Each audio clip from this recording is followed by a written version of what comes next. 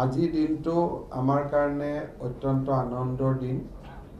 নিৰ্বাচনৰ আগতে আমি 3খন স্বায়ত্তশাসিত পৰিষদ গঠন কৰিছিলোঁ। কমতাপুৰ স্বায়ত্তশাসিত পৰিষদ, মৰাণ স্বায়ত্তশাসিত পৰিষদ আৰু মটক স্বায়ত্তশাসিত পৰিষদ। ইতিমধ্যে মৰাণ আৰু মটক স্বায়ত্তশাসিত পৰিষদে কাম কাজ আৰম্ভ কৰিছে। তেওঁলোকৰ বাজেটো এলটমেণ্ট হৈছে আৰু তেওঁলোকে ইতিমধ্যে বিভিন্ন পৰ্যায়ত কাৰ্যালয় লোৱা, বিষয়া লোৱা, বিভিন্ন ধৰণে তেওঁলোক আগবাঢ়িছে। যিকোনো কাৰণতেই নহওক কিয় আমি তেওঁলোকতকৈ অলপ পিছুৱাই গ'লোঁ আৰু আজি আমি আহি সেই ঐতিহাসিক ক্ষণত উপনীত হ'লোঁ যে আনুষ্ঠানিকভাৱে কমতাপুৰ স্বায়ত্তশাসিত পৰিষদে দায়িত্ব গ্ৰহণ কৰিলে।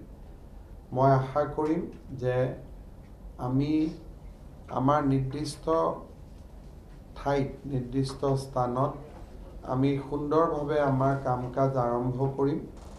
এইখন যিহেতু ইণ্টাৰিম কাউন্সিল, ইয়াৰ পিছত আমাৰ সমষ্টি ডিলিমিটেশ্যন হ'ব, নিৰ্বাচন হ'ব আৰু তাৰ লগে লগে আমি এই স্বায়ত্তশাসিত পৰিষদখনক শক্তিশালী কৰাৰ কামো আমি হাতত ল'ম।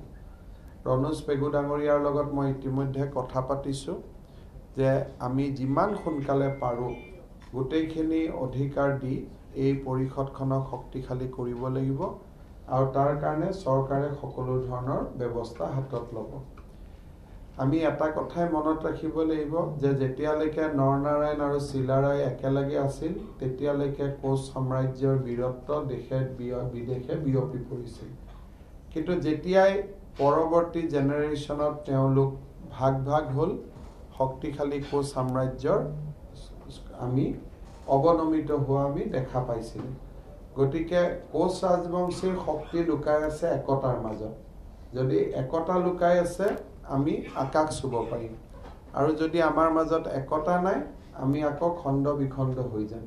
সেইকাৰণে এই স্বায়ত্তশাসিত পৰিষদখন খুব পবিত্ৰ অন্তৰেৰে সৈতে আৰু অত্যন্ত পবিত্ৰতাৰে সৈতে আপোনালোকে কাম আৰম্ভ কৰক, এটা নতুন ইতিহাস ৰচনা কৰক